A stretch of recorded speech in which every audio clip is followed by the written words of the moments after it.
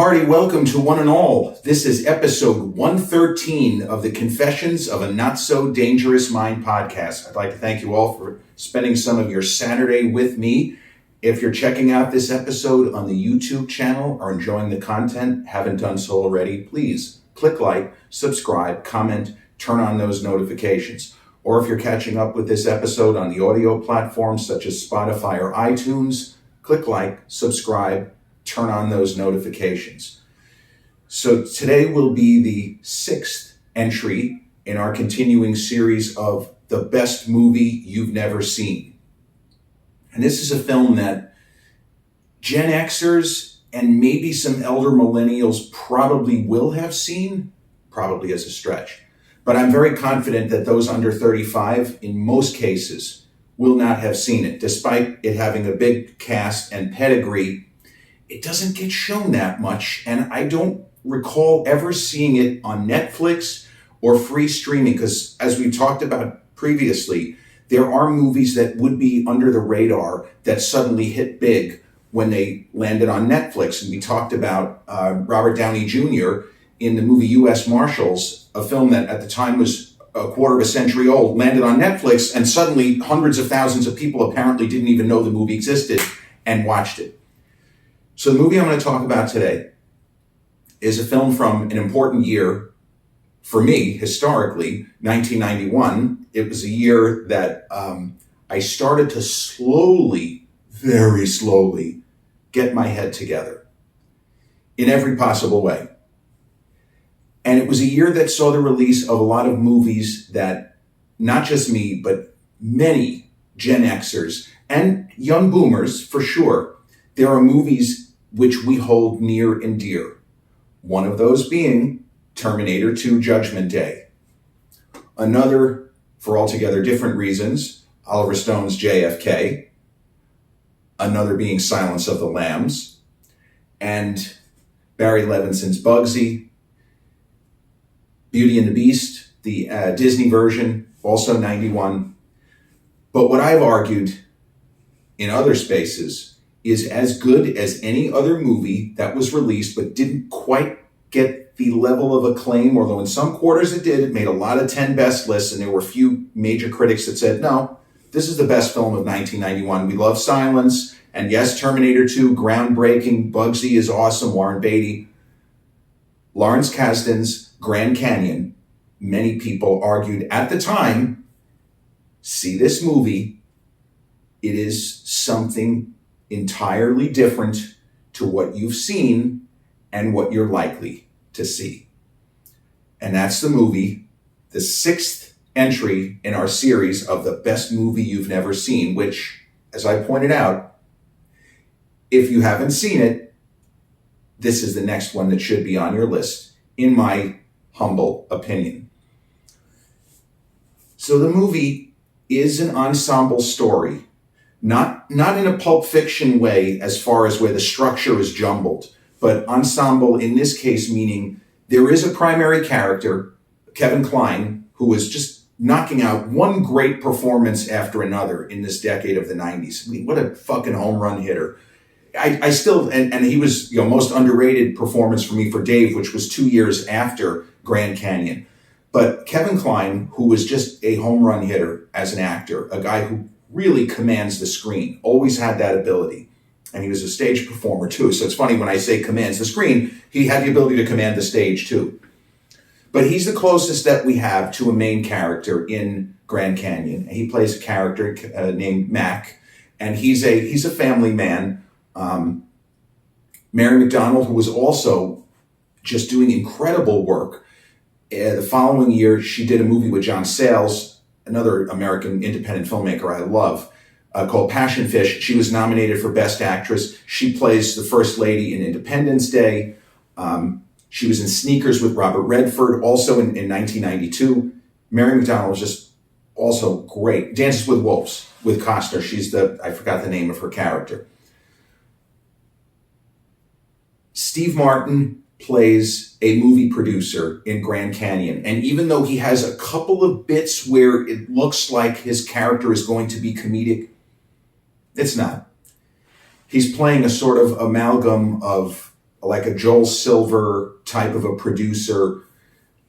It definitely was not in any way based on Harvey Weinstein, but like a Jerry Bruckheimer, like a guy who knows his business, who is brilliant,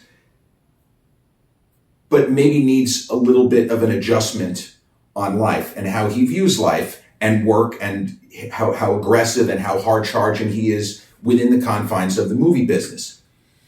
And Mary Louise Parker, wonderful actress, plays Kevin Kline's. I want to say she's his secretary, could be executive assistant. That part I'm not 100% on. She's fantastic. She really makes you believe. And it's not even a big role, but you totally get her character. She has a few asides almost to the audience where it's like, okay, this is a three-dimensional character. This actress is really good. She knows exactly how to do this with limited screen time, and she's giving us a three-dimensional, fully realized character here. Wow. What I would argue is the second primary character is played by Danny Glover in his Lethal Weapon era.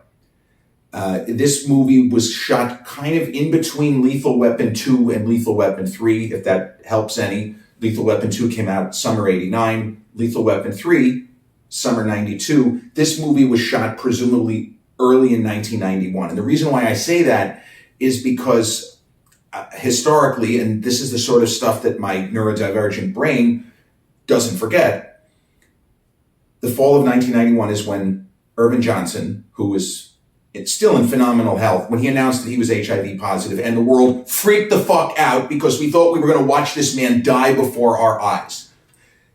There's an early moment, and it's very critical to the story.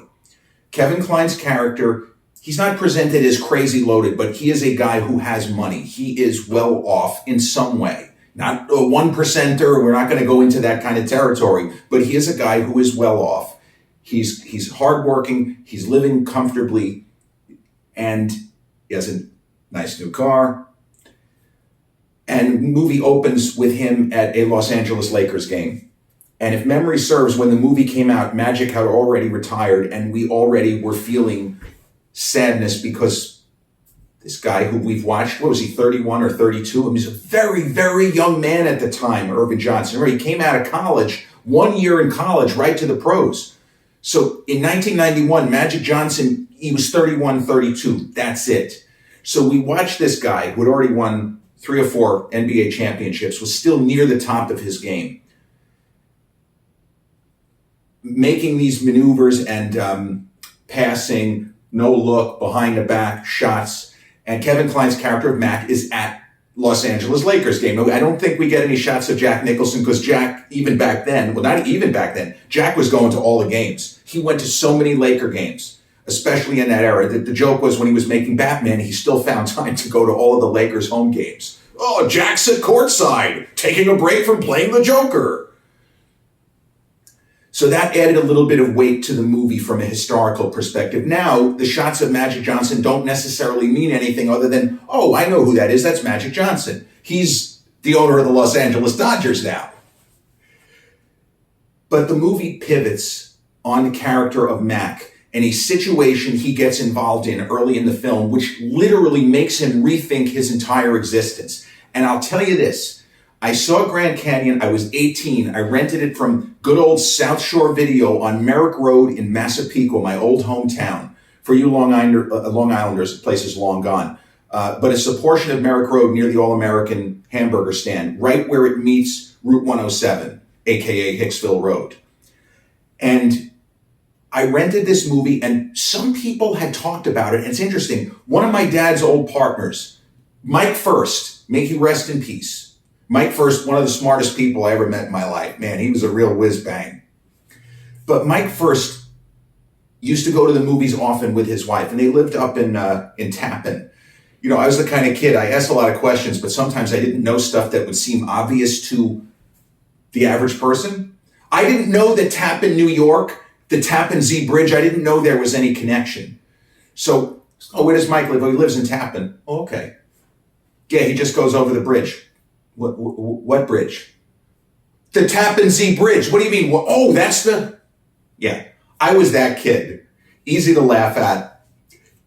Couldn't always see more than 6 inches in front of my face, as they say. But Mike First, who was a very difficult, he should have been a movie critic if he wasn't going to be a genius, CPA like my old man. Mike was very tough on movies, and I can remember the guys arguing about films where my dad would say, we saw Groundhog Day. Yeah, piece of shit. And then he would go on 10 minutes why he didn't like Groundhog Day or something like that. When he really liked a movie, you took notice. And my dad told me, hey, what do you know about, and again, this is 1991, but Dad knew I was already interested in movies and I did a lot of reading. I subscribed to Entertainment Weekly and Premiere Magazine. And he said, hey, have you read anything about this movie called Grand Canyon? And I said, yeah, a little bit. It's supposed to be good. Why? Mike First loved it. In all the years, my dad was partners with Mike First. And I used to work in the office in that era every now and then. And then later, during my college years, I was there frequently. That is the only time my dad ever started a conversation with Mike First loved this movie. So that is what made me, I got to see this at some point. I missed it in theaters. Dad saw it in theaters, said, Jared, this is fantastic. It's so good. I don't know if you're going to like it. But he loved it. My father had the same reaction as Mike First. One of the best films I've seen in theaters this year. And he had seen Terminator 2, actually twice, and he loved it. And I feel like he put Grand Canyon above that and even above Silence of the Lambs. We hadn't seen Bugsy yet at that point. I think Dad may have had Bugsy as his number one favorite film of 1991, but that's beside the point. But what Grand Canyon does, it makes you pause. Because the thing that aggravated me when I first took it out on VHS, I was expecting a different movie. And we've seen this. And as I talked about with Blade Runner and A Clockwork Orange, my first viewings of those films were not successful because I thought the movie was going to be something other than what it actually is. And Grand Canyon is one of those films. I had huge expectations. And when I saw it, I don't know, it just didn't work. I don't get it, Dad. This wasn't really about anything. There was no, ere I was age 18, looking for a 1 + 1 = 2, first act, second act, third act conclusion. This is not that movie. And my reaction was that the film was meandering along, going nowhere in particular, but the whole purpose is to make you pause and take stock. And realize there are moments of magic in life that can't be explained. And you just have to sort of chalk it up either to divine intervention or just the fact that there can be so much that is positive and beautiful. And bear in mind, 1991, if you go back, and you could do this right now, you go back to people arguing about the fate of America in 1991, close your eyes. You will not be able to tell. Change the names of politicians. You will hear the exact same rhetoric. I mean, a famous judge, Robert Bork, who almost was on the Supreme Court, he wrote a book 35 years ago called Sliding Towards Gomorrah. He was saying the United States is fucking doomed in 1989. He meant that we only had a couple of years left. So, the movie Grand Canyon doesn't take any of that into account, but it is taking into account the fact that we have moments in life that we will not get back. And if our instinct is, hey, I should reach out, perhaps a helping hand, or perhaps extend a hand in friendship to someone I might never see or speak to again. Now, with the social media era, that's different now. It's much easier to stay in touch with random people who might then become more important in your life. But in the world of Grand Canyon, this early scene of Kevin Kline as Mac at a Lakers game, he's on his way home and he's got a very newish car, and I think that he may have had a spare tire. Something goes wrong with his car. It's a setup very similar to Bonfire of the Vanities, a movie that had come out the previous year. Huge best-selling book by Tom Wolfe, and the film just tanked. But it's a similar setup. Kevin Kline is alone in his car. He's got a car phone, ladies and gentlemen. He has a car phone. This is would have been spring 1991. So we know this guy, in his way, is a baller. Because I only knew one person in that era who had a car phone. Bernie Rosen The late great, another CPA who was really smart. Bernie Rosen had a Mercedes and he had a car phone. And to my 17-year-old eyes, holy shit, Bernie, that is so cool. You like it? That's how we talk. You like it? Hey, you want to make a call? Mac, Kevin Kline's character, has a car phone. His car breaks down and he literally calls for a tow from his car. This is, holy shit, you can do this?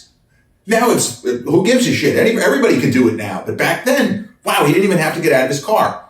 Anyway, without going into too much detail, Danny Glover is the tow truck driver, the AAA kind of guy, although he's a private contractor, I believe, in the world of the movie. I don't know that there's any mention of AAA in this film.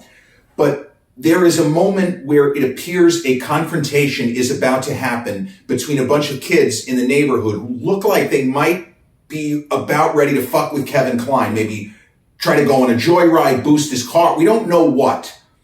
But Danny Glover is just a regular guy. We don't know if he has special training, if he is a former cop or former military. We know nothing about him other than the fact that he walks into what could be a very dangerous situation and diffuses it with nothing more than a few forceful words. He convinces these local kids, think about what you're doing, right? The whole point of the movie, as I've been saying, without going into spoiler territory, take a break, take a pause, and think about your life. Think about what you're doing right now. So Danny Glover, his character's name is Simon. And Simon does not make a big deal about the fact that these young men who they probably weren't going to do anything that wacky, but Kevin Kline didn't know that. And we as the audience don't exactly know what's going to happen. Mac shakes hands with Simon and says, I really appreciate what you did. Well, anybody would have done it. You called me. I was coming to help you with your car. I know that, but would you allow me to buy you breakfast? Well, yeah, sure. Well, that sounds great. Thank you. No, thank you. And in the world of the movie, we understand why Kevin Kline is even asking Danny Glover, hey, I'd like to be, he doesn't say I'd like to be friends, but the idea is this man helped me. He didn't have to. He answered my call late at night. First off, he could have been asleep. I want to get to know this guy. And Kevin Kline tells a story as to why he has gone out of his way to try to get to know this gentleman, Simon, better than just 30 minutes of, bro, I'm going to fix your tire and, we go our separate ways and that's that. So the story is that sometime in the recent past, I want to say that Kevin Kline's character, Mac, was in LA and he was distracted. He was listening to music and he was having a bad day, but his mind was wandering and he was getting ready to cross a street. And he starts crossing before the lights in this direction were red. It's an absent-minded thing that so many of us have done, and normally nothing bad happens. We're still here. The story that Kline recounts is that as he started to step across, he would have been hit by a bus, which would have killed him, and not in a pleasant way. But as he started to step across, we don't know, and if the person behind him saw there was a bus, we don't know anything. All we know is he was absent-mindedly going to wander into the street, and somebody simply grabbed his shirt and tugged hard enough so that he did not move forward. And it goes past, doesn't hit him.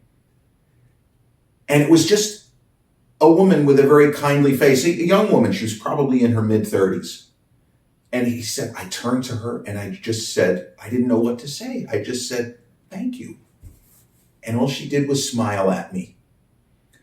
That's the kind of moment that at 18 years old, frustrated, angry, antisocial, that moment meant nothing.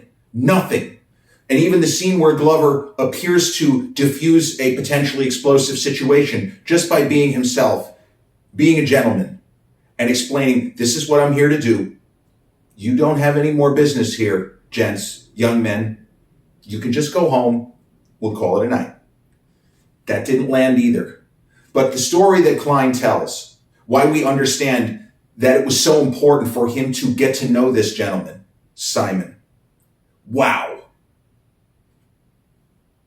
He almost died because he did not take a moment, because he allowed himself, because we're not thinking, we're out in public. I could be in Manhattan. How many times did I cross streets near New York University? You know, I never almost got run over. I was scared, but it's the kind of thing that it doesn't take much for you to think that a light is red and it's not red.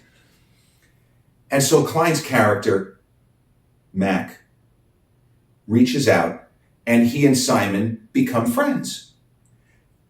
And Simon then becomes part of the sort of interconnected web of characters in the story, including Mary Louise Parker and Mary McDonnell as the wife and Alfred Woodard as a friend. I think that she work? She may also have worked for, I think the wife was friends with her. But the idea is you have all of these disparate characters, they're in a similar age bracket, but like the Steve Martin character who seems to not be very important to the story until he has a life moment that makes him at least temporarily rethink everything he's doing.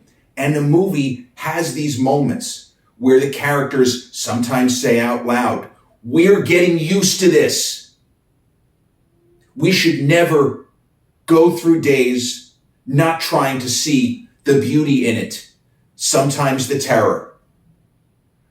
But we should never take this for granted. We should never be robotic automations that every Monday is exactly the same. We need to be aware and alert of our surroundings, what we're doing. Literally, figuratively, metaphorically, symbolically, we need to be aware of our surroundings at all times. And that is the takeaway of this film. And so my reaction, first time I saw it, sucked. Nothing happens. Nothing happens. The typical response of a restless younger person. And this is something that I would say would still happen, not for the same reason, because this is a kind of movie that if, for example, if I were to show it to, let's say that I met a young person at the gym or anything like that, college kid, it might even be somebody who loves movies. This is not a movie that you watch while you're on your phone. It does require attention because the plot doesn't move in the typical, it's not out of order. As I said, this is not Pulp Fiction, but the plot doesn't advance in a normal way because there is no normal plot. This is almost us being dropped into the lives of all of these people over an undetermined, because we're not really sure exactly, I don't think, how much time takes place. But the movie shows ups and downs and what life was probably like in Los Angeles in 1991. You know, Steve Martin's LA Story was a movie that is purporting to show what life was like in LA, or as the tagline was, something funny is happening in LA. That movie, Steve Martin, the same Steve Martin, that is a fall down funny comedy.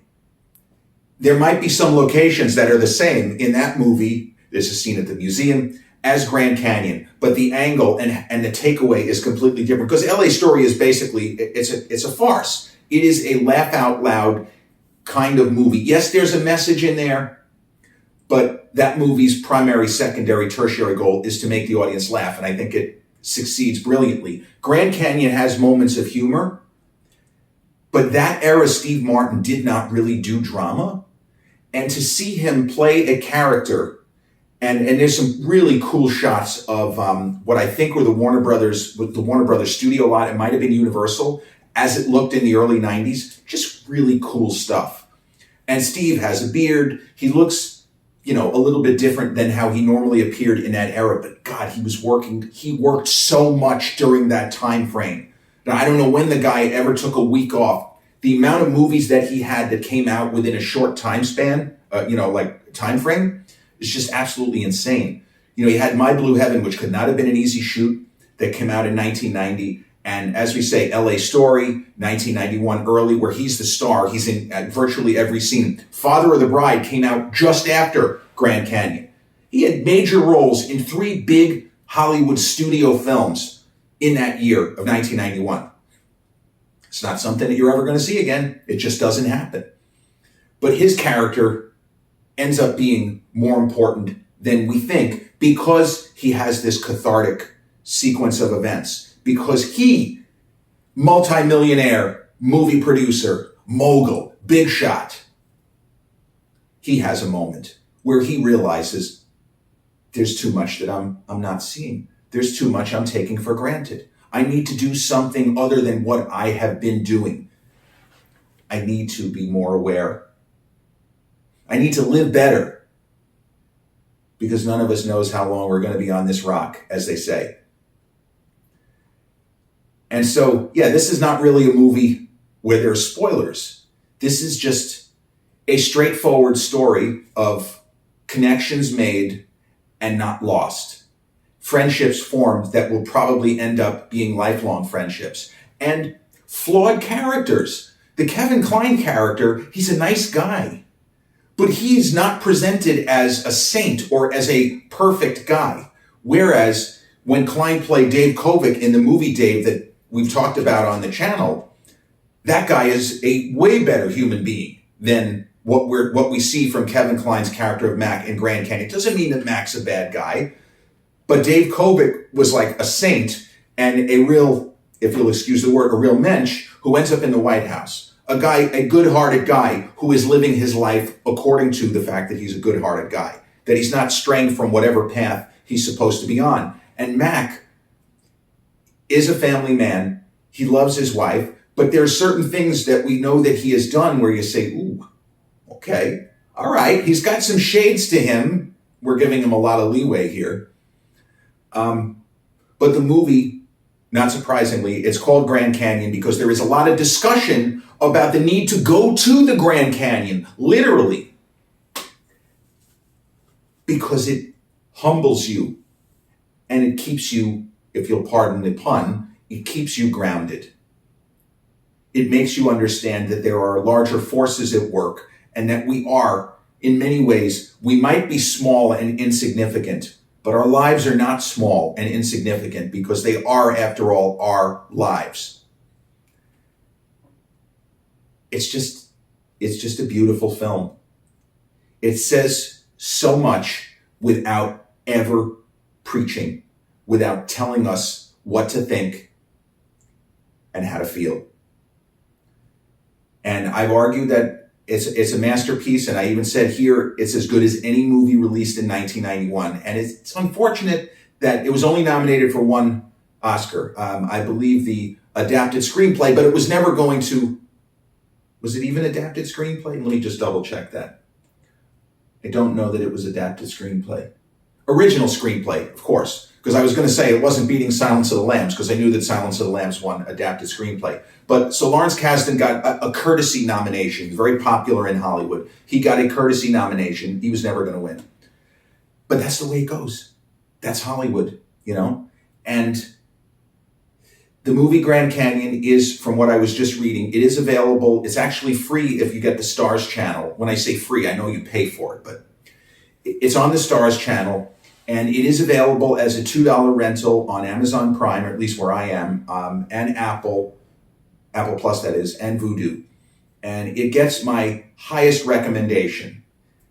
Number 6 in the continuing series of the best movie you've never seen.